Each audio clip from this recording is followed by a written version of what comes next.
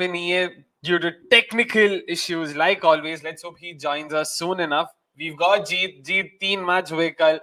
Not sure how much of everything were you able to catch, given that the India-South Africa game was also on the other end. But again, let's start right up. Pakistan Ireland, all of that. We'll get to it. This thing फिर से डाल देते हैं भाई. About last night है.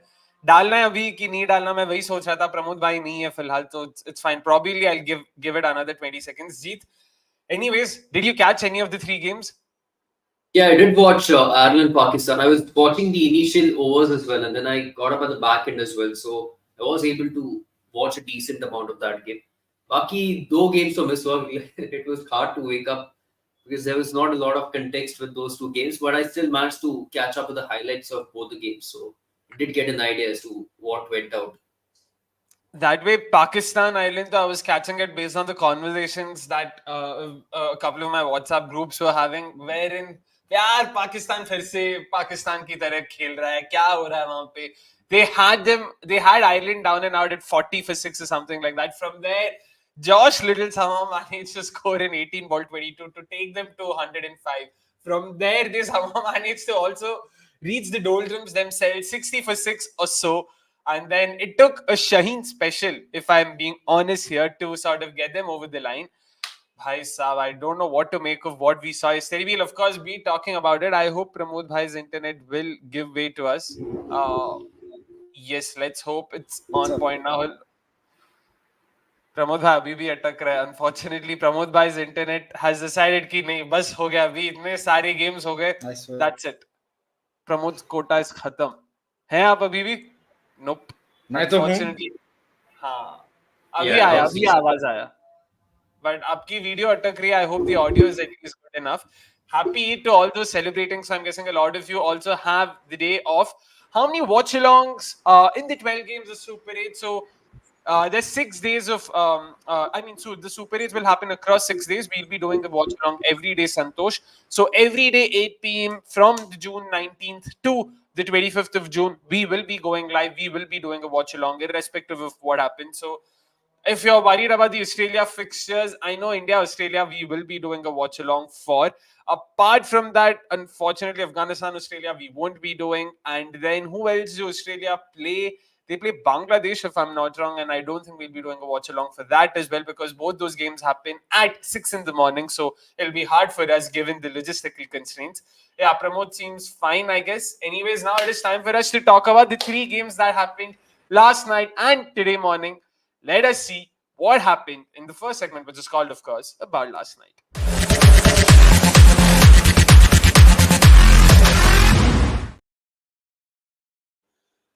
Chalo bhai, about last night, we spoke briefly about Pakistan, Ireland. Pramod bhai, we'll also get you. Let's have the match summary out first. Pakistan won the toss, opted to bowl first, like always, like with most teams this tournament.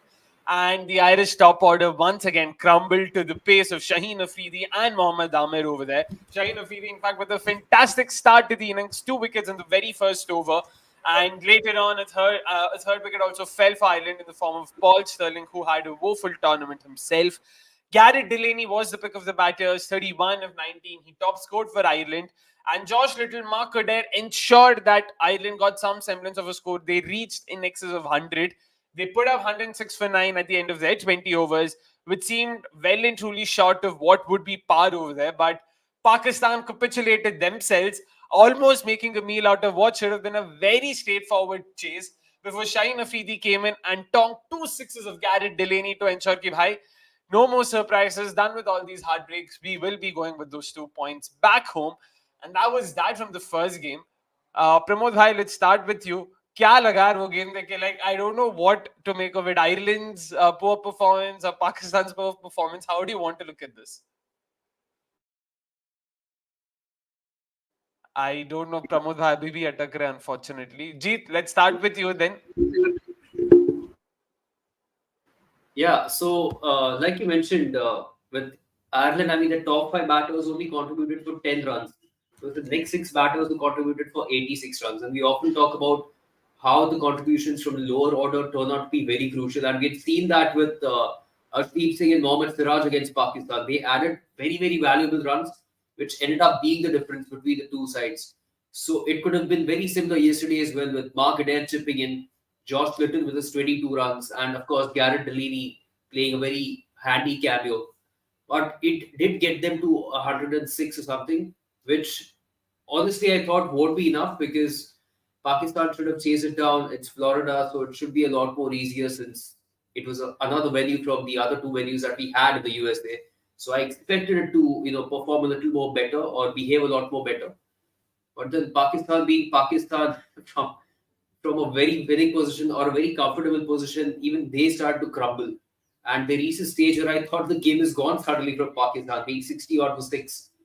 Babar was there, I know, but the Pacers of Ireland were getting the job done. Sadly, Josh Little had that calf issue, or he was cramping up or something. So it was a blessing in disguise that he walked off just before starting the over, and that over went to Curtis Campbell, who struck the very first ball.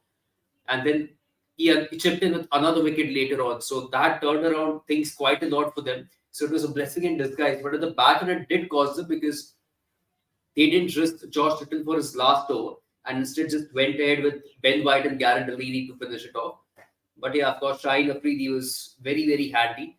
And like you mentioned, I mean, Shaheen Afridi, if you look at Pakistan's stats from this tournament, the most six were hit by Shaheen Afridi. That was 4 sixes in 20 odd balls that he faced. With the next best being Shadab Khan with 34 balls and 3 sixes, and then it was Babar Azam and Rizwan who faced over 100 balls for 3 sixes. So that tells you where the problem lies. So if not for those two excellent strikes from Shaheen Afridi, it might as well have gone right down to the wire, but luckily he came to the rescue. Definitely came to the rescue there, and Shaheen, of course, has improved his hitting abilities in particular. So it's very good to see him come good that way. And also that Josh Little phase reminded me of the 2019 World Cup. Bhuvi walked off, Vijay Shankar came in, and first ball struck Imam Ullah wicket. I just couldn't stop thinking about it. But again, in terms of how the Irish bowling, I don't know how to sort of describe it, because once again, same question to Pramod. Now I hope the internet seems a bit better. At least the video seems a lot more clearer. Pramod, in terms of that second innings, we would boil it down to shambolic batting, good bowling, a bit of both, or neither. Am I audible now? Is it fine now? Oh, awesome. Okay, so I think as I was saying earlier, I was trying to say earlier, I think Ireland are the only sort of team who can give Pakistan a run for their money in terms of pulling such matches close. So I mean, it was a tricky wicket, but there was I mean, Pakistan should not have been in the position that they were in the start to start with, and then luckily they had someone like Babar.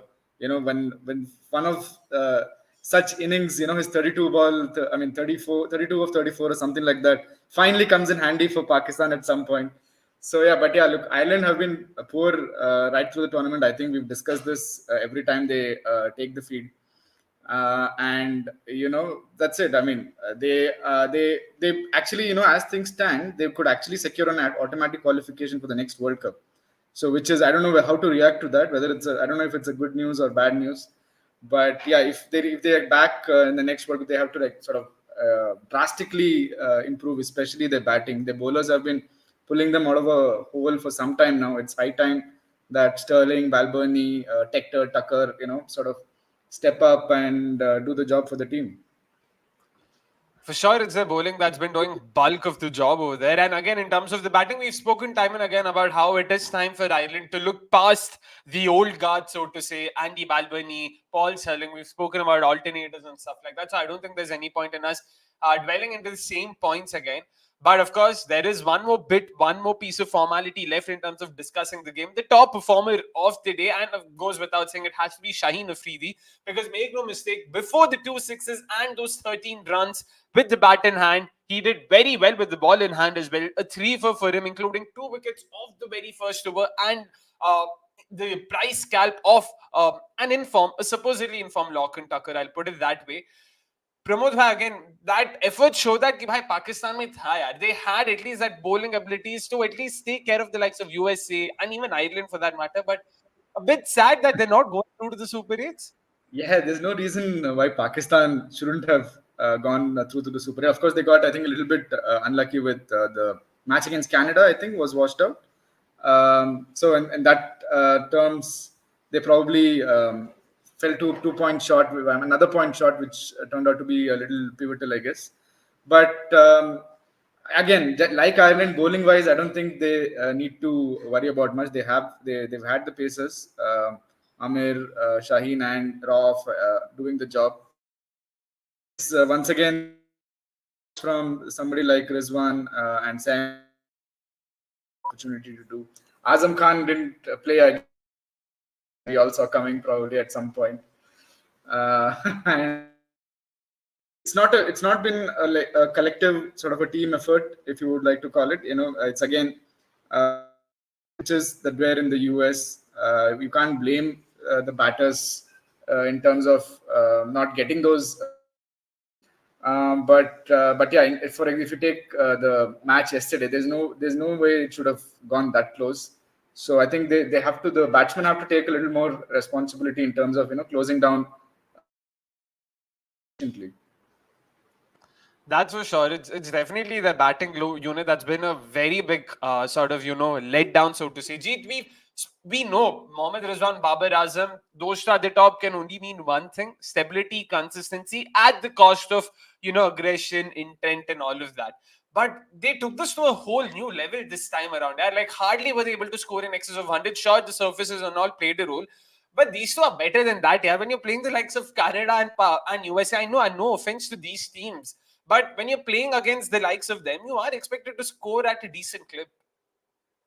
Yeah, but it just seems that they are those kind of two batters who just don't have gear 5 or gear 6. They don't have that six hitting ability. They can't do it on a regular basis, or they can't demolish a bowler in an over like someone like Karen Pollard can do, or Yusuf Pathan used to do against spinners. You can't look at Rizwan or Babar and say that they have a similar sort of an ability to tear down a bowler or an opponent.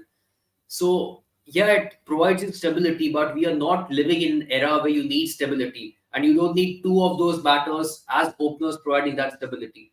We are way past that. We have advanced way past that, and Pakistan's thinking sadly remains very very backward. It doesn't level up to where we are in terms of T20 cricket. And this is the exact argument I had in last T20 World Cup as well.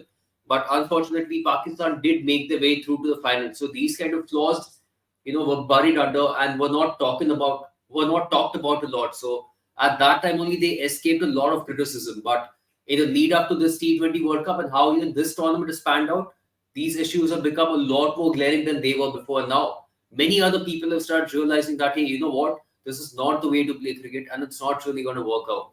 So something needs to change. Even Rizwan, for that matter, that dismissal of his fine leg, very similar. That's his weakness, and that's exactly where he was caught again. But anyway, these are small things, but it's more about the intent there. And something needs to be done. One of the two has to go out. I don't think both should be featuring for Pakistan in the T20 format batting in the top order. One of them has to go out, give the likes of Mohammad Haris a chance or Abdullah Shafiq a chance. Get these guys in there. Just try something different.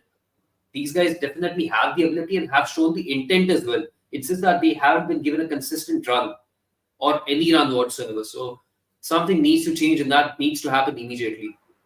Yeah, That's for sure. we're talking about this since Pakistan are out. Had one or two things gone either way, they could have beaten India, and they should have beaten the US. So I mean, if that had happened, I don't think we would be sort of discussing or dissecting Pakistan's batting or bowling in this way. So I mean, it is even had they qualified. I mean, they could have had such problems in the Super Eights as well. But it's a good thing in a way that they know now they clearly know what their issue is. They have another 2 years to sort of come back in the T20 World Cup. Next year, I think they're hosting Champions Trophy also at home, so that's another opportunity, of course. But yeah, now that they're out in the first round, which is not acceptable for a cricketing nation like Pakistan, now they can probably work on certain things and get back much stronger in 2026, hopefully. That's for sure. Given how most of the discourse is around results, it helps that results haven't gone their way, which is what will force those changes, hopefully. But yeah, it'll be very interesting to see what sort of names are thrown into the mix, what sort of calls are taken, because we remember after the debacle that was the last ODI World Cup, if you may say so, they lost to the likes of Afghanistan and even Bangladesh, if my memory serves me right. And they, of course, unfortunately crashed out of the tournament before they could make the knockouts. They took care of the captaincy bid by handing it to Shaheen Afridi in the T20I format and Shan Masood in the Test format. Only then to see the T20I captaincy return to Babar Azam. So all that games rather going over there. So it'll be very interesting to see abhi kya chalta hai wahan pe. Anyways, now it is time for us to talk about the second game that happened, a proper Asian derby, a proper South Asian derby, if I may say so. And it lived up to the billing for the most parts, to be honest. I know the scorecard itself might not reflect that. Bangladesh versus Nepal is, of course, the wrong scorecard being displayed. That Bangladesh versus Nepal is, of course, the game we are referring to. Nepal won the toss, opted to field first, yet again, as has been the case this tournament, and bundled the Bangla Tigers out for 106. And that was a fantastic bowling effort. 4 bowlers picking 2 wickets, including the likes of Sompal Kami, Sandeep Lamichhane, and Rohit Paudel. And of course, there were 2 runouts as well to boot. Shakib Al Hasan top scored for Bangladesh 17 before he was run out. Rishad Hussain chipped in with that bit of 7 ball 13, that nice little cameo that helped them go past the 100 mark. In reply, Nepal themselves, once again, like what we saw in the first game, capitulated. They were down and out at 25 for 5 before a strong, solid, stable 50-run partnership between Kushal Malla and Deependra Singh Airi took them out of choppy waters. They were at about 77 for 5. They needed around 30 odd in the last 4.5 overs. Things seemed to be going in Nepal's favor. Finally, they'd have their first World Cup win against the test playing nation. Things like that were sort of coming to the Nepalese fans' heads. And unfortunately, the likes of Mustafizur Rahman and Tanzim Hassan. Tanzim still took care of it in the beginning, but it was Mustafizur who came, cleaned the tail, ensured कि भाई कुछ नहीं हो रहा है, हम लोग सीधा सुपर जा रहे हैं, हम लोग एक विन अपने साथ लेके जा रहे हैं.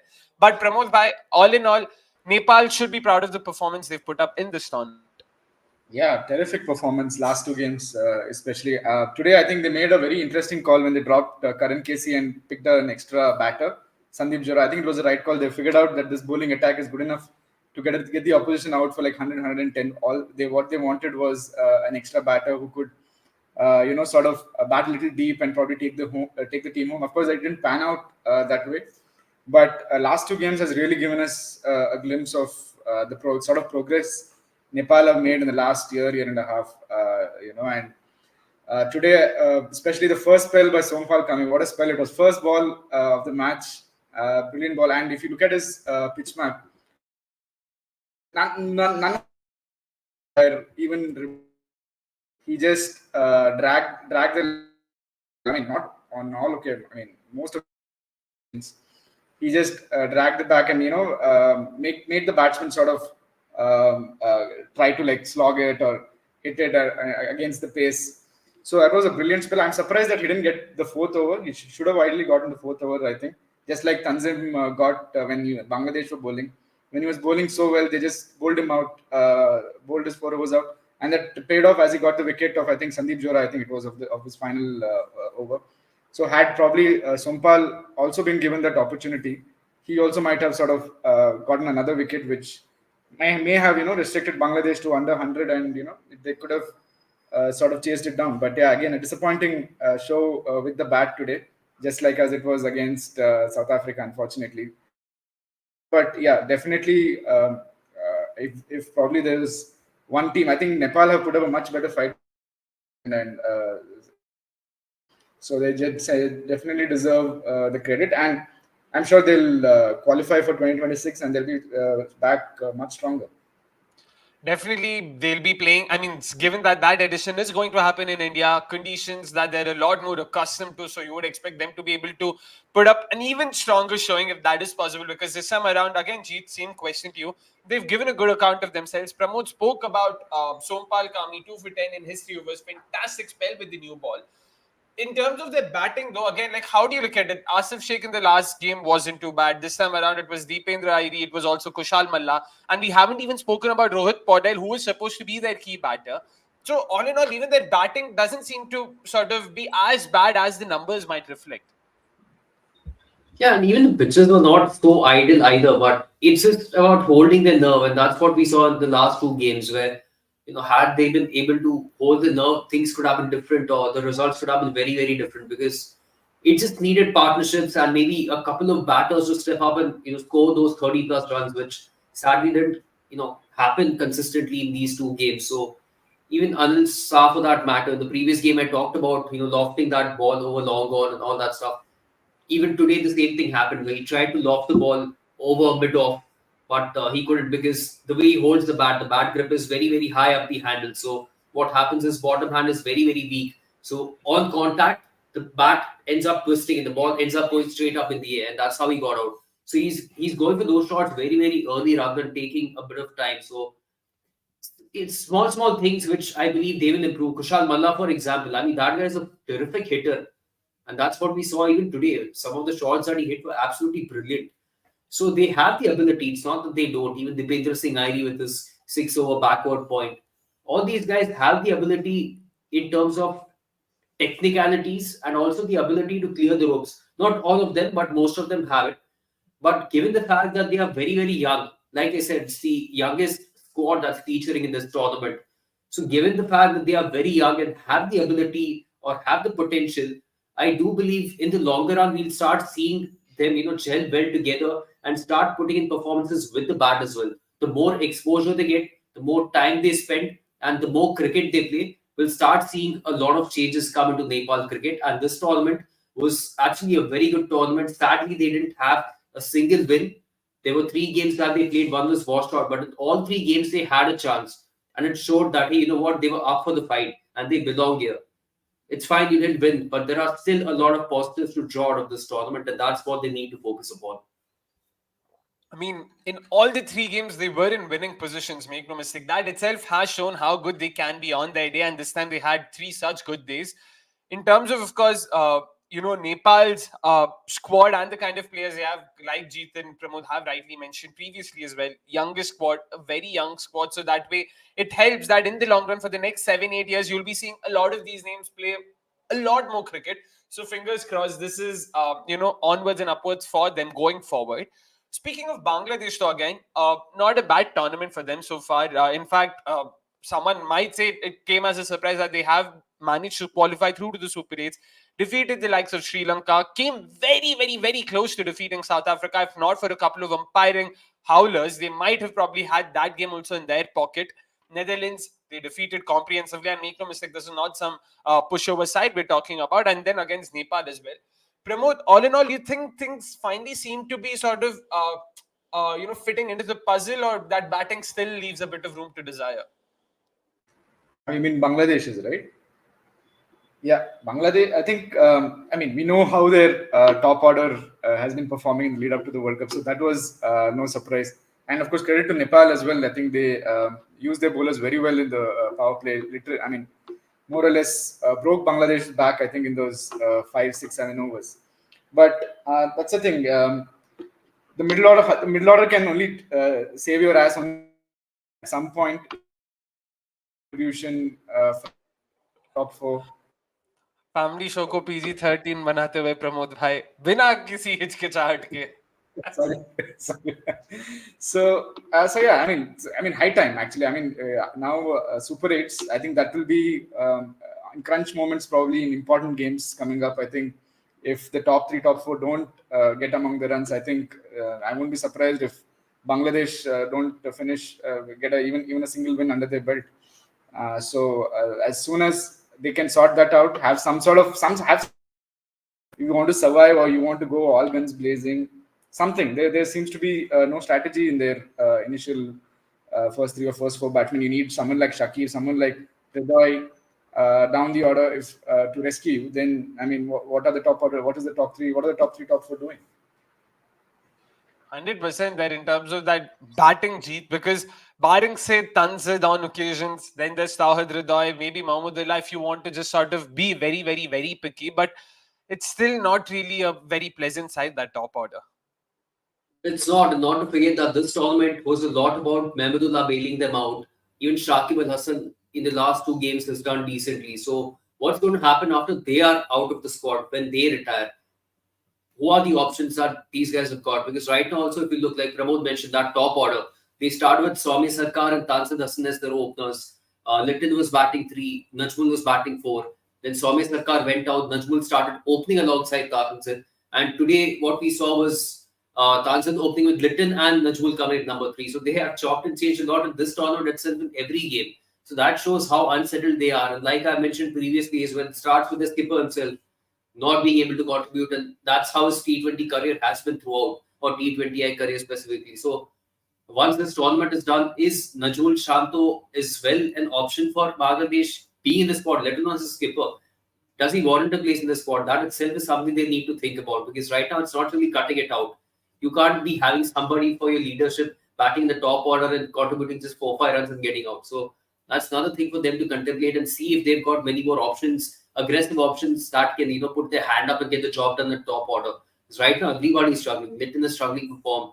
Tazid showed glimpses of form or glimpses of being fairly better in terms of having more gears. But other batters, it was a sad tale. Rashad Hossain also finally got a chance to bat and he did decently. So there are options that they've got. I just wanted to even see Afif Hossain actually make it into the squad, but there was sadly no room to actually fit him in. But there are a few options that they've got in domestics also. I think Mukhtar and all these guys, they are excellent with the bat. They've got a lot of gears too. So once this tournament is done, that is one thing they need to look at, and also start looking for options once Mehmudullah and Shakib are also out of the picture. Not to forget, there's Zakir Ali in the squad as well, who probably is a much better option than the likes who are playing in the 11 right now. So let's hope that, some of them definitely get their dues soon enough. Batting might not be doing so well, but the same cannot be said about their bowling. The bowling has been on song in each of the 4 games they have played in the Super 8s. And rightly so, the top performer of the day once again is yet another Bangla bowler. This time around, it's Tanzim Hassan Saqib. A fantastic spell, make no mistake. 4 for 7 in his 4 overs, and an economy 1.8. How often do you see that from a pacer bowling the power play? It's very, very, very rare. Accounted for 4 of the top 5 Nepalese batters there. Broke the Nepalese top order spine very, very, very early on, and almost single-handedly won the game over there. Pramod, let's start with you once again on that. A fantastic spell, and definitely lots to like about this guy. Yeah, excellent spell at the top. Yeah, I mean, 21 dot balls out of 24. I mean, that is absolutely stunning. And this considering the fact that the first ball he bowled went for a boundary, it makes this spell all the more astonishing. Yeah, I mean, just the sort of spell sort of Bangladesh needed after they just got 106 on the board. I think the way he bowled went up. Then how Sompal bowled in the power play. I think Sompal hit the deck shot sort of a strategy, whereas with swing on offer he went he pitched it up initially. In fact, that wicket of I think Burtel was a full toss that just shaved away just a bit, I think. And then there were a couple of looseners as well. I don't know if he meant it to bowl short and wide, but they cut them, and unfortunately for Nepal, it went straight to the fielders. So, but yeah, overall, it's the sort of spell that Bangladesh needed right. And what an over from Mustafizur in the end, man. 19th over, wicket maiden. I mean, when there was 22 needed of 12. So yeah, I mean, overall, stunning performances from every bowler actually from Bangladesh today. Yeah, I mean, Fizz is sort of no stranger to bowling wicket maidens at the death. Even in the last game against Netherlands, with 34 needed in 4, he ended up bowling a wicket maiden in the 17th over. This time around, it was the 19th over. But Jeet, again, they already had Fizz and Tuskin. Now, in Tanzim Hassan, they've now sort of gotten that perfect troika of pacers who can move the ball, hit the deck hard, bowl those cutters, bowl at the death. Decent all-face coverage. Now add Rashad Hossain, and if you want to add Shakib and Mehmudullah as well, that's a very well-rounded bowling attack. Yeah, bowling looks very, very sorted, and everybody's chipping in, which is the important part. It's not about one bowler putting his hand up and performing throughout. It's been every bowler's having chipped in at some stage in this tournament. Tonight it was Tanzim's opportunity to do that, and he also has been very impressive. Even before this tournament, he was that one bowler that I was really, taking a liking to, because there were a lot of positive sides, and even what happened tonight was excellent. In the power play, he did a lot of damage and restricted Nepal to 26 for 5. So 4 of those wickets, like Pramod mentioned, I believe one was that bowled of Kushal Burtel, which just curved away at the very end to beat his outside edge. But then there were 2 that were caught at backward point and 1 at covers. So all those wickets, it seemed there was a plan, because the field set was such. The fielders, the way they were positioned on the offside in that particular ring, it looked like a plan and seemed to work really well. Even once Tanzan was done against Tuscan, also they were attempting those shots and just about getting it over that backward point fielder. So it was very, very evident, and it seemed as if it was a pre-planned strategy from Bangladesh and Tanzim, and it was working really well. But just happy to see how the bowling attack is coming good. And this is what we had mentioned about before this tournament, that Bangladesh and Sri Lanka, two teams, will have to rely on their bowlers to win the games, because the batting doesn't really look so strong. So the bowlers will have to, do really well collectively to win them the matches, and that is something that has happened consistently. So fantastic to see that. And also, not to forget, Tanzim may not even have played if Shariful was fit ahead of the first game. I think he injured his bowling hand India, and has not featured. And Tanzim, credit to him, he's grabbed his opportunity very well. Yeah, and one more thing, I think Nepal lost 4 wickets without adding a single run at the back end, because Mustafizur bowled double wicket maiden, and then Shakib took just 2 balls to get the remaining 2 wickets. So that's how they wrapped it up. But even last 7 balls, there were no runs scored by Nepal. Yeah, and they lost. So they lost 4 wickets. They lost 4 wickets, and even over here we saw a very, very important contribution for the last wicket when Bangladesh were batting. They were 88 for 9. So we saw a very similar thing happen again, where in a low-scoring match, those runs being added by wicket number 9, wicket number 10, those partnerships are actually proven to be match-winning, because from 88 for 9, they went to 106 all-out. So those 18 runs were huge in the context of the game, because you have to understand that these are low-scoring thrillers we are getting.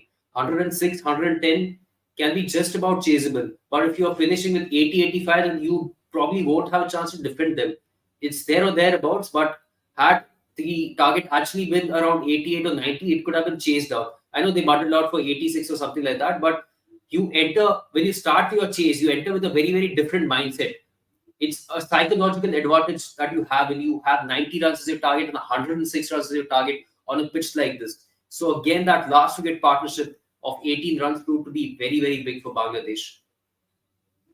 For sure. And it was good to see, of course, the Bangla bowlers once again putting the hand up, because their Super 8 seeding won't make it any easier for them. They'll be facing the likes of Afghanistan, India, and Australia. I know Imtiaz has a question for us. We will take it towards the end. But that's in the 3 games. Or no, we're done with 2 games. There is a 3rd game remaining. Of course, it was Sri Lanka versus Netherlands. Almost bhul gaya tha wahan pe, thankfully, by Lynch Hooley in time. Again, a game that really did not have much significance, given that Bangladesh defeated Nepal. Sri Lanka, of course, was sent in to bat first, put up a fantastic batting performance, and managed to chalk up the first 200 plus total in the tournament. So let's hope we get to see a few more such scores in the Super 8s as well. Charit Aslanka and Kushal Mendes joined top scorers for them with 46 apiece. Unfortunately, with the ball in hand, not a lot to look at for Netherlands. Logan Farnbeek was the pick of the bowlers with the 2 for 45. Vivian Kingma and Arinda coming up with identical figures of 1 for 23. And the Dutch in reply never really showed up. Michael Levitt, Scott Edwards Shaw chipped in with a couple of 30s, but no one else really stood there. Matisha Patirana, Nuwan Tushara, the sling of both of those pacers were really unmatched, and they struggled against that unorthodox action. And then Manindo Hachranga, Mahesh Tikshana, with their ability to move the ball both ways, turn the ball both ways rather, ensured कि भाई Dutch वालों आप निकलो यहाँ से, हम एक win लेके तो जाएंगे. Jeet, let's start with you on this. I know game with not a lot to win for, so to say, barring those 2 points and some consolation and pride. But all in all, a very good performance by Sri Lanka nonetheless. Yeah, it was finally the performance that you were kind of expecting from Sri Lanka, but this time it was the batters who actually stepped up. I would even say that this is arguably the best batting pitch that we have seen in this entire tournament across the 2 nations that we've had. So, fantastic performance with everybody chipping in, of course, barring Pathum Nisanka. But others were able to put their hand up and contribute with some very, very handy cameos. Had Seibrand Engelbrecht held on to that catch from Angelo Matthews, maybe they would have been restricted to a little lower than 201. But anyway, let's move on from that. But good performance, yeah. With the ball, it was again not so surprising, because this is what I was talking about. For a team like Dutch to have faced those slingy pacers is very, very rare, because you don't get to face such pacers or pacers of such high quality so often when you are playing. And probably they won't be having anybody in the domestic system as well against whom they can play. But it's always got to be a challenge. In the warm-up game, of course, the Dutch were able to defeat Sri Lanka because all these bowlers and all these big guns were missing. So there was a huge mismatch. So it was going to be very, very different. And now Sri Lanka playing the full strength 11 with Tushara, with Pathira, that was always going to be a big, big challenge for the batters to pass that test, and they sadly couldn't. They sadly couldn't for sure. And again, Pramod bhai, in terms of Sri Lanka's batting, a lot had been made of how it's the batting unit that's probably the weakest suit of the two. And in fact, even Angelo Matthews before today's game spoke about how this debacle can be pinned on the batting unit and them not stepping up. A solid performance against a very, very, very competent Dutch bowling attack. Yeah, terrific performance. I think the way I think a few weeks ago when we were previewing a Sri Lanka game, I spoke about Kusal Mendes and his ability to time the ball so beautifully. I think that was on full display today. And unfortunately, Nisanka missed out, but then you saw Mendes and you saw Charith Asalanka sort of really take on the bowlers. And yeah, of course, the pitch was a little favorable compared to other venues, probably, as Jeet said. But yeah, this is a good Netherlands bowling attack as well. It's not as though they've just come in or things like that. It's a very solid bowling unit, and to take them on like how the batters did today showed they were up for the fight. And I know, as you mentioned, Matthews yesterday before the game, he apologized to the public, and he said, "Okay, I wish our batters had stepped up a little bit more." And good to see them actually back up, sort of work on it and put on a very solid batting display today. Solid display for sure there, but Jeet bhai, in terms of the Dutch performance, they really again had done well in the first three games. I know not a lot of wins that way, only that barring that win against Nepal, but against South Africa and Bangladesh, they put up a good fight for most of the games over there. Today, they just did not show up. Yeah, they did. And that was going to be the challenge. And, just to go off topic, even Paul Van Meekeren was sporting three different facial hairstyles in three games. He's had three different facial hairstyles. So, but anyway, their pace attack did really well. It was only tonight that they, didn't come to the party. Logan Van Beek also struggled in those last 2 overs. He started off well, but after that was struggling. Vivian Kingma was decent up front, but it was Paul Van Meekeren who had a bad day. And even Bas Leader. The thing with Bas Leader is that he is going to be a wicket-taking bowler. He's going to give you wickets, but his bowling is such that he's going to go for a lot of runs. And this has been consistent throughout his career, no matter where he plays. It's the same issue he's got in the county cricket as well, where he is going to probably pick a couple of wickets maybe in every game, but the number of runs he goes for in the 3 or 4 overs he bowls is very, very damaging for his team. So that is something for them to work upon, but it's fine. I mean, because the other bowlers are able to get the job done, it kind of hides that issue that they've had so far. But overall, their bowling was pretty good. I didn't really mind how everybody was able to perform, including all their pacers and both their spinners as well. Aryan Dutt also did decently in the 2 games. Today also he used the wind factor very, very well to get rid of Kushal Mendes.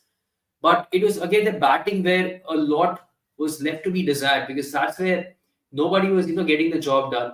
It was only tonight that Michael Levitt finally got a bit of a convincing score, that quick start, quick cameo of 31.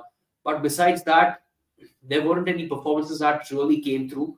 Max O'Dowd had a decent outing in the initial games.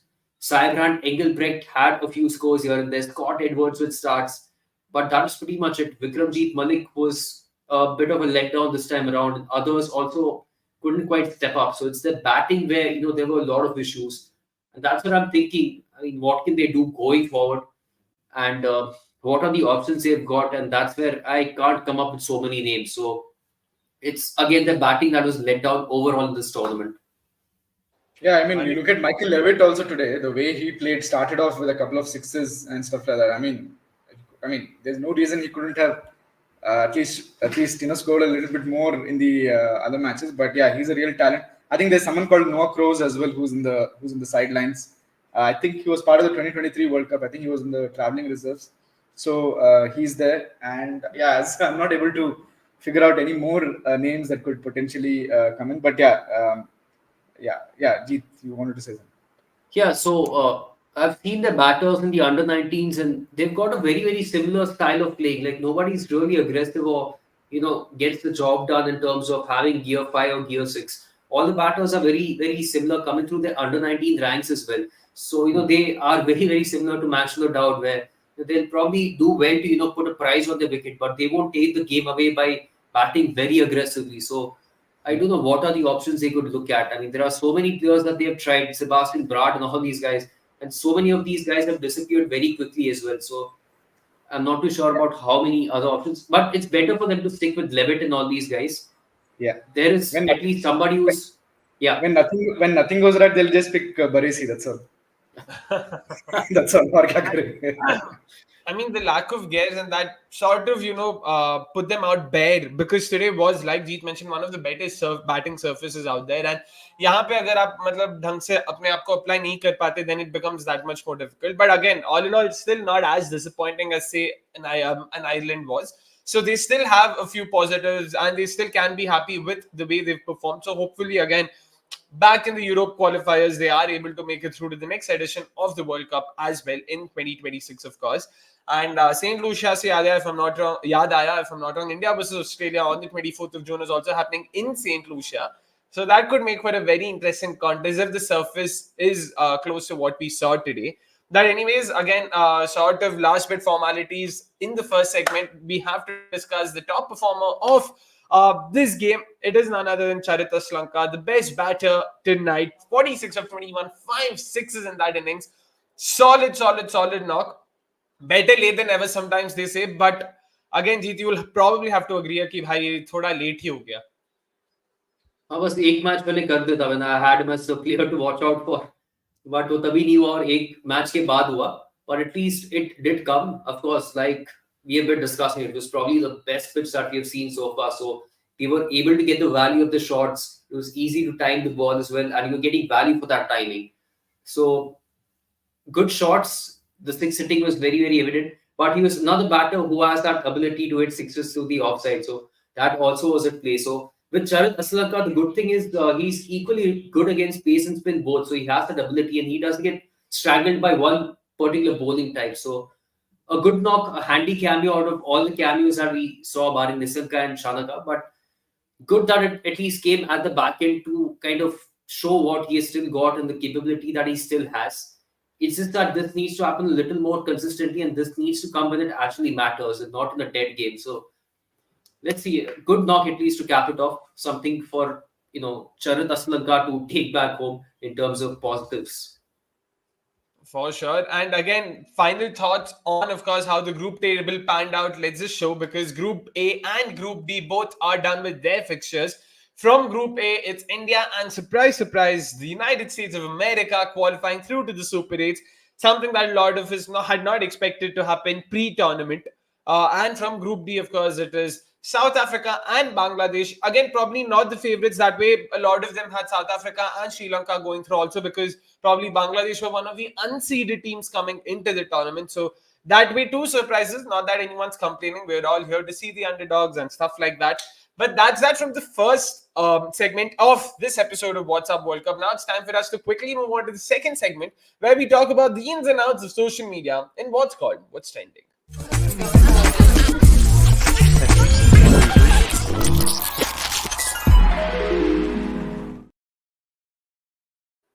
You can imagine that when Pakistan played the way they did, social media will be abuzz only about one thing. Of course, it had to be Pakistan. Let's have some of what we saw out. There you go. Wase and Nifi getting ready to cook the Pakistan team after the game. Oh man, I feel for all their fans, because itna andar se gussa aata hoga wahan pe. And yeah, the way they're sort of lifting the dumbbells, surely they must cook the hell out of these Pakistani players to make them understand कि भाई चल क्या रहा है वहाँ पे.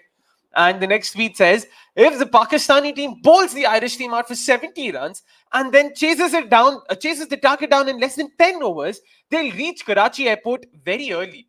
Yeah, that's a very, very, very good observation. We hope that they reach the Karachi airport early enough so that they get to meet the wrath of their fans, unfortunately for them. Lastly, of course, Nepal versus Bangladesh summed up in a picture. You can see the Bangla tiger roaring over there. You can see the Nepalese rhino not exactly happy, unfortunately for them, but at least they came very close. So that's something they can always be happy about. So that's that from social media and what was happening over there, of course. It's now time for us to quickly move on to the next segment. Bhai, who am I? Of course, you guys will be waiting for that. Let's have the sing out right now.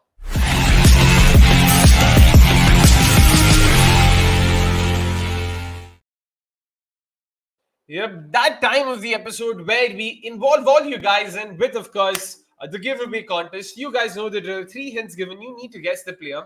Let's have yesterday's hints out. Yep, these were the 3 hints. I represented my country in age group cricket before quitting the sport at the age of 19. I later kept in touch with cricket by becoming a head groundsman back home. 7 years after quitting cricket in 2012, I made my T20I debut. So these were the 3 hints given to you. And of course, the answer is the Namibian Mr. Tangani Lungamini. So congratulations. Quite a few of you got that right. So kudos to you. But of course, there's only one lucky winner.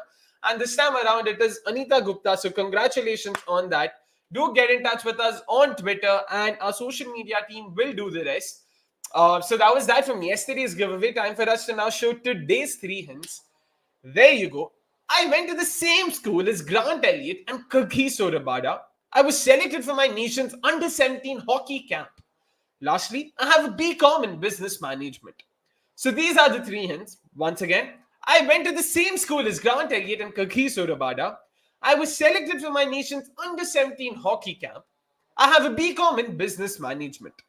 So these are the 3 hints. And of course, like always, please wait for the live stream to end. Please enter your answers only in the main comment section at the end of the live stream to be eligible to win yourselves a cool 500 rupee Amazon voucher from us. I know I'm pretty sure private chat seems to be buzzing, so I won't be opening it right now. I'll wait for the end of the episode to look at that. But that's that from the giveaway contest for today. Now it is, of course, time for us to move on to the last segment of the day where we preview the upcoming games in what we call Let's Look Ahead.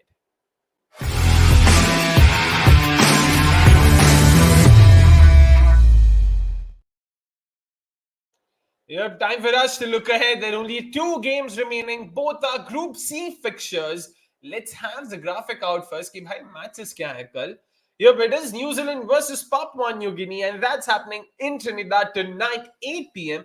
And then early morning tomorrow, 6 a.m. Again, both the times are in Indian Standard Time, so please recalibrate it accordingly to your local time zones. And the second game is coming live from St. Lucia, and that is between West Indies and Afghanistan. 2 teams have qualified through to the Super 8, so that's definitely going to be a very spicy encounter. So let's start, Melo, with New Zealand, Papua New Guinea. Again, Pramod bhai, matlab, I don't think either of the 2 sides will be looking at it with any consequence. So क्या कुछ expectations है, क्या होने वाला है वहाँ पे? New Zealand जीतेगा, घर जाएंगे. They'll reach their Wellington airport before Pakistan reach Karachi, hopefully. After that, that's to talk about. Yeah, of course, New Zealand would want to end it off with a win. They've had such a disappointing tournament. For PNG, of course, it's the same old thing of staying relevant, staying alive in the game for a considerable amount of time, and sort of getting to a position where they can think about winning. On those lines, if they bat first, set put up 115, 120. The bowl first, try to get them out for like 130, 140, and that's the best case scenario for PNG. PNG's bowling has been good, so I would batters to put some reasonable score on the board and have the bowlers have a crack at them. And Jeet, again, like Pramod mentioned, of course, the focus for PNG will be on their batting. Ki bhai, though one of the boxes they would also want to take is try and play as many overs as possible, preferably play the entire 20 overs out. But you surely don't want to see them play it the way Uganda did. Ki bhai, 19 over khel ke 40 run banayenge. You'd want them to show some sort of application. भले 20 over नहीं 15 over Khelo, but 15 में 90-100 बनाने की कोशिश भी करनी चाहिए वहां पे. Yeah, to be fair to the PNG batters, they are a lot better in terms of at least having the ability to bat on the 20 overs, and they are capable of scoring as well. But it's like I mentioned last time around as well after PNG's game that sadly for them, 2 of their key batters haven't come to the party, Tourney, Ura and Asadwala. Ura is that vital cog in the entire 11.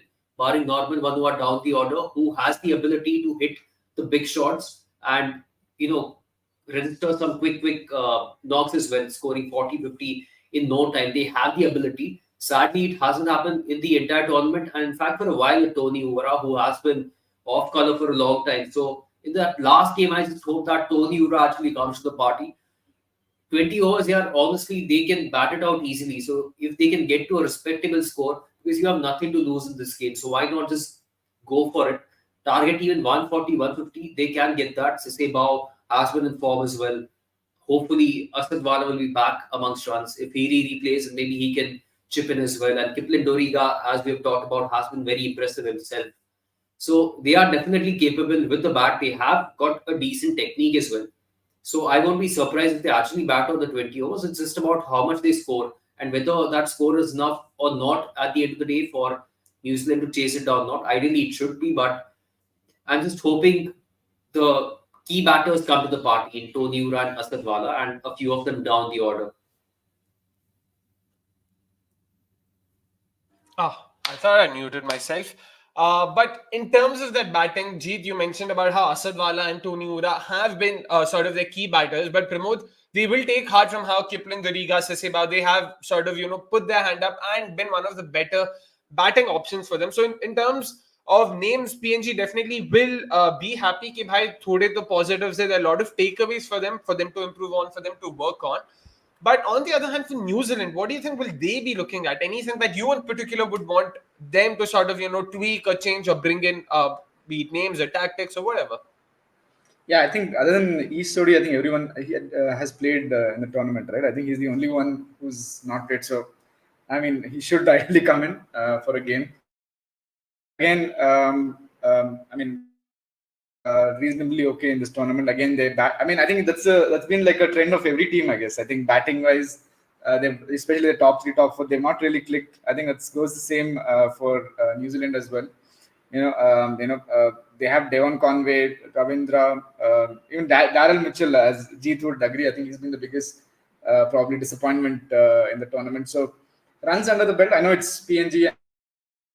Runs under the belt is runs under the belt. So. They should ideally, especially the top 4, top 5, including Kane, should ideally, get as possible during their innings.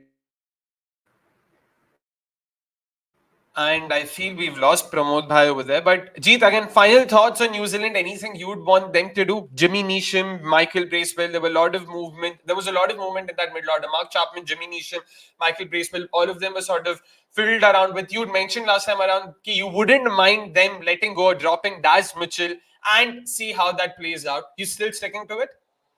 Yeah, I'll still stick to that. I'll get Daz Mitchell out of the playing 11 and put in Mark Chapman or Michael Bracewell. On the bowling forefront, I'm just thinking Ish Sodi hasn't got a game. Bolt will be appearing in his last World Cup game for New Zealand. And so maybe Tim Southee can go out, Matt Henry could come in, or maybe Lockie Ferguson can go out, or Matt Henry can come in. That's another change I'm looking at. But I believe this is the best chance for someone like Finn Allen to be back amongst runs and win the game single-handedly.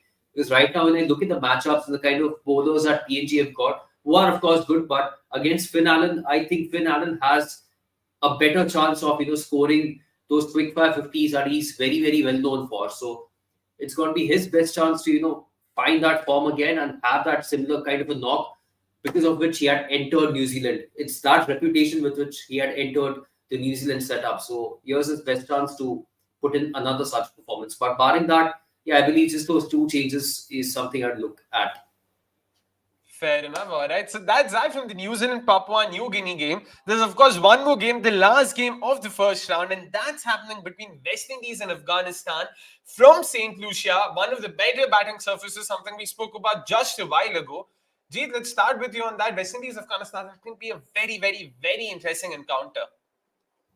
Yeah, I just hope that this was being played at some other venue where spin had played a huge part, because looking at how it behaved earlier today, the Sri Lanka versus Netherlands game, it just felt as if, like I mentioned, it seemed like the best batting wicket so far. So that way, West Indies should be able to enjoy it as compared to the previous games that they've had, because it's been struggle for them as well. It's not been so straightforward where they have walked in and smashed sixes that they are known for, because the pitches weren't conducive to that kind of batting. Maybe this one would be kind of like that, but again, I mean, of course, if you want to do that, then you have to take on the likes of Rashid Khan and inform Fazlul Farooqi, Naveenul Haq, potentially Noor Ahmed, and all these guys. That's going to be the challenge on their part. In terms of surface, I don't think it's going to be a huge challenge, but otherwise, yeah, I was hoping this game would actually become a knockout game and decide who actually goes through, to have a greater context to the game. But we are having this game with actually no context whatsoever. But that's fine. But it's going to still show what these two sides have got on the pitch. That's a lot different to what they played on, and that's where it should get. And that's where it should get really, really interesting. Fair points, those. And Pramod, again, in terms of how both sides have performed, you can expect a very, very, very good encounter at the very least, where both teams fight it out, and potentially we could see a surprising result as well.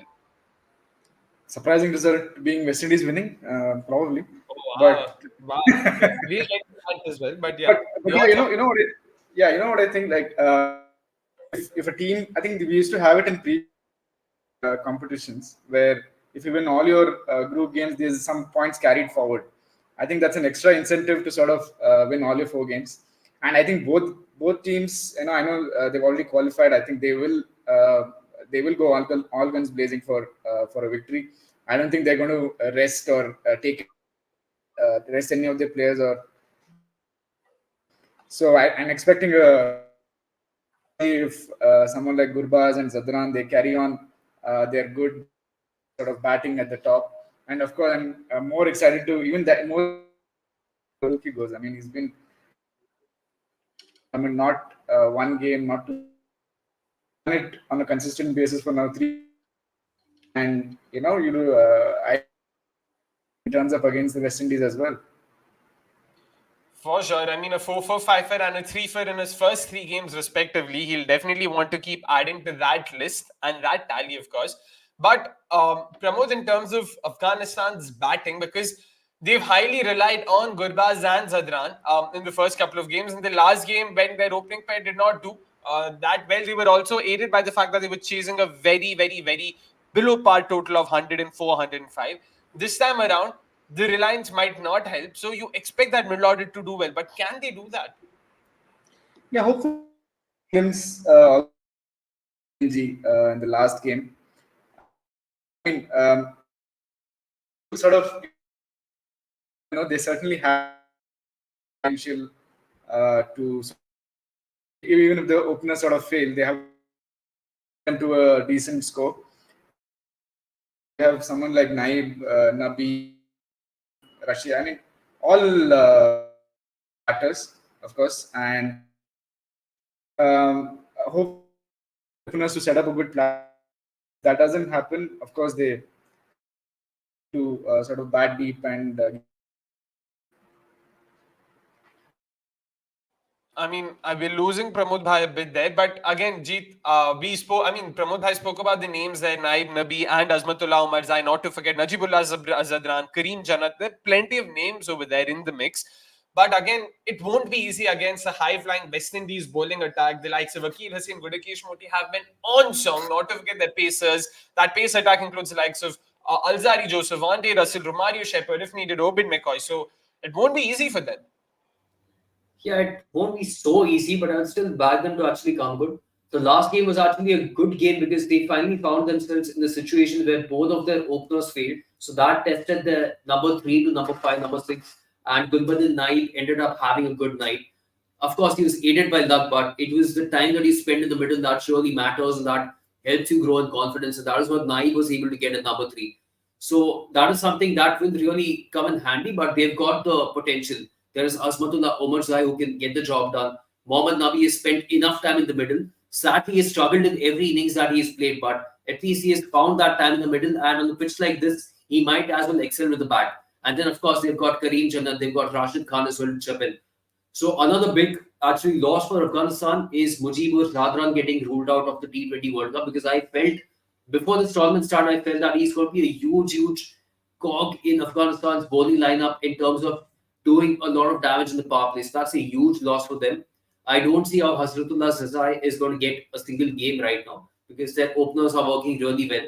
So I don't even see a need for them to change that thing. So all in all, I still believe, Pramod said, I would personally say Afghanistan start as slight favourites over here, irrespective of how the pitch behaves, because they've got enough batting depth and enough firepower to Afghanistan, and the bowlers are in form as well. So I think it's going to be slightly challenging for the West Indies, and I would like to see Afghanistan, of course, end up winning this game, but it's going to be a close contest because both the sides have played good cricket and they are in form.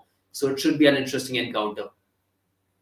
Well, you've heard it there. Afghanistan could potentially start as slight favourites, but all we hope for is a close contest, especially given that we will be up and about early in the morning. So that's the least we can expect. Pramod Bhai is vehemently refusing ki nahi, no ways, I'm not doing that. Anyways, now that's that from this episode of What's Up World Cup. It is time for us to wrap it up.